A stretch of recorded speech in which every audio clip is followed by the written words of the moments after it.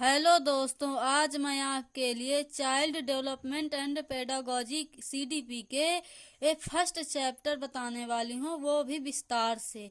और यह C TET के लिए फर्स्ट चैप्टर है सीडीपी का। आइए देखते हैं कि इस चैप्टर का क्या नाम है। Concept of development and its relationship with learning. विकास की अवधारणा एवं अधिगम से संबंध। विकास की अवधारणा, कंसेप्ट ऑफ डेवलपमेंट। विकास की प्रक्रिया अविरल, क्रमिक तथा सतत प्रक्रिया होती है। विकास की प्रक्रिया में बालक का शारीरिक, क्रियात्मक, संज्ञानात्मक, भाषागत, संवेगात्मक एवं सामाजिक विकास होता है। विकास की प्रक्रिया के अंतर्गत रुचियों, आदतों, व्यक्तित्व, जीवन मूल्यों, स्वभाव, दृष्टिकोणों को भी शामिल किया जाता है। बाल विकास का तात्पर्य है बालक के विकास की प्रक्रिया। विकास की प्रक्रिया गर्भावस्था, शैशवावस्था, बाल्यावस्था, किशोरावस्था, प्रौढ़ावस्था आदि कई अवस्थाओं से गुजरते हुए परिपक्वता की स्थिति प्राप्त करता है। विकास के अभिलक्षण। विकास एक जीवन पर्यंत प्रक्रिया है जो गर्भधारण से लेकर मृत्यु पर्यंत तक होती रहती है। विकासात्मक परिवर्तन प्रायः व्यवस्थापरक, प्रगत्यात्मक और नियमित होते हैं।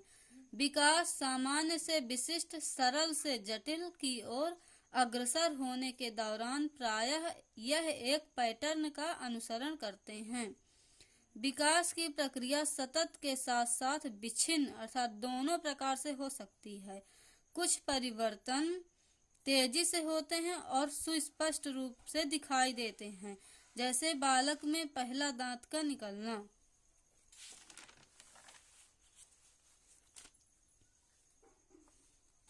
जबकि कुछ परिवर्तन को दिन प्रतिदिन की क्रियाओं में आसानी से देख पाना संभव नहीं होता है, क्योंकि वे अधिक प्रखर नहीं होते हैं। एग्जाम्पल, व्याकरण को समझना।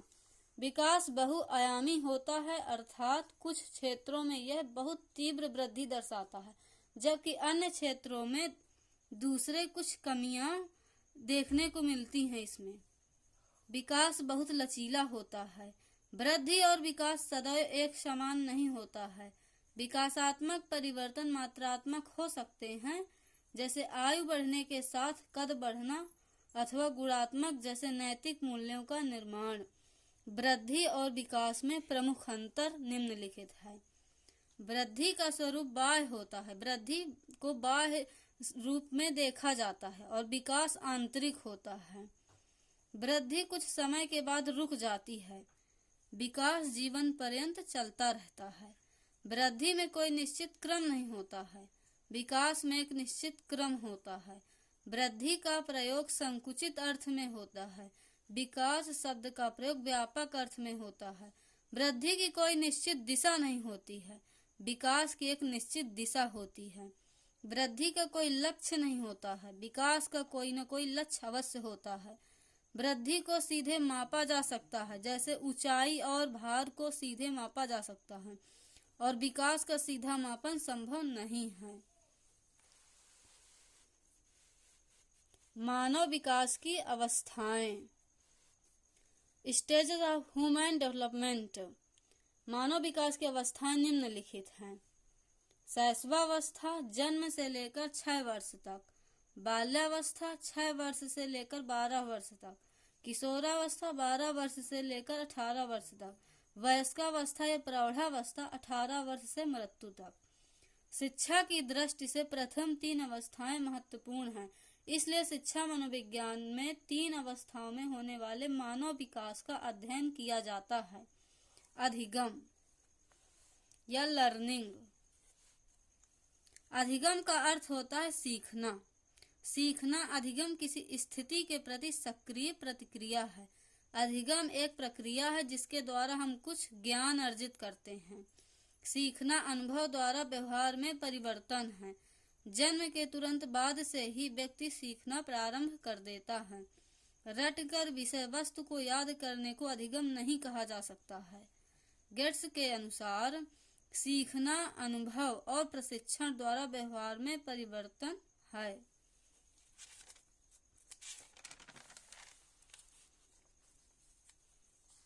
स्किनर के अनुसार सीखना व्यवहार में उत्तरोत्तर सामंजस्य की प्रक्रिया है। क्रो व क्रो के अनुसार सीखना आदतों, ज्ञान और अभिवृत्तियों का अर्जन है। बालक के विकास की विभिन्न अवस्थाएं एवं उनका अधिगम से संबंध है। शैशवावस्था के दौरान अधिगम। जन्म से 6 वर्ष की अवस्था शैशवावस्था होती है। 3 वर्ष तक बच्चों का शारीरिक एवं मानसिक विकास तेजी से होता है। शैशवावस्था में अनुकरण एवं दोहराने की तीव्र प्रवृत्ति बच्चों में पाई जाती है। समाजीकरण का प्रारंभ हो जाता है। जिज्ञासा की प्रवृत्ति होती है। मनोवैज्ञानिकों की दृष्टि से यह काल भाषा सीखने की सर्वोत्तम अवस्था है। बालक प्रथम 6 वर्षों में बाद के 12 वर्षों से दूना चौगुना सीख लेता है। बाल्यावस्था के दौरान अधिगम। 6 वर्ष से लेकर 12 वर्ष तक की अवस्था बाल्यावस्था है। बच्चों में चिंतन एवं तर्क शक्तियों का विकास होता है। बाल्यावस्था में सीखने की गति मंद हो जाती है, किंतु उनके सीखने का क्षेत्र शैशवावस्था की तुलना में विस्तृत हो जाता है।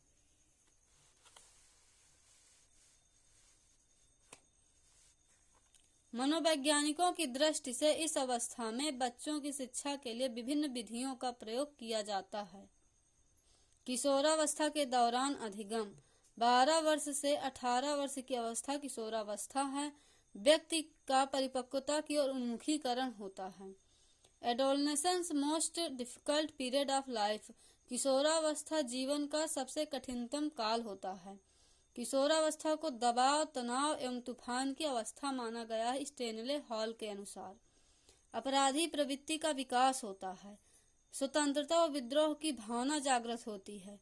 घनिष्ठ व व्यक्तिगत मित्रता बनती है। व्यवहार में विभिन्नता पाई जाती है। समूह को महत्व दिया जाता है।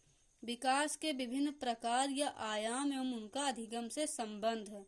शारीरिक विकास एवं अधिगम। Physical development. शरीर के बाह्य परिवर्तन जैसे ऊंचाई, शारीरिक अनुपात वृद्धि स्पष्ट देखा जा सकता है। शारीरिक वृद्धि एवं विकास की प्रक्रिया व्यक्तित्व के उचित समायोजन और विकास के मार्ग में महत्वपूर्ण भूमिका निभाती है। प्रारंभ में शिशु का अपने प्रत्येक काम के लिए दूसरों पर निर्भर होना तथा विकास की प्रक्रिया के फलस्वरूप धीरे धीरे वह अपनी आवश्यकताओं की पूर्ति में सक्षम हो जाता है।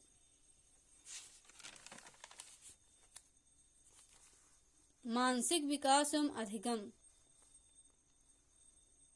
कल्पना करना, स्मरण करना, विचार निरीक्षण करना, समस्या समाधान करना, निर्णय लेना मानसिक विकास के फलस्वरूप विकसित होते हैं। सांवेगिक विकास एवं अधिगम ऐसी अवस्था है जो व्यक्ति के व्यवहार को प्रभावित करती है। भय, क्रोध, घृणा, आश्चर्य, स्नेह, विषाद इत्यादि इसकी मुख्य विशेषताएं हैं। विकास के विभिन्न आयाम जो मनोविज्ञान के अध्ययन में महत्वपूर्ण हैं। शारीरिक विकास, मानसिक विकास, भाषीय विकास, सामाजिक विकास, सांवेगिक विकास, मनोगत्यात्मक विकास। इनके बगैर विकास अधूरा है। ये बच्चे का सर्वांगीण विकास करते हैं और उसके विकास में महत्वपूर्ण भूमिका निभाते हैं। धन्यवाद।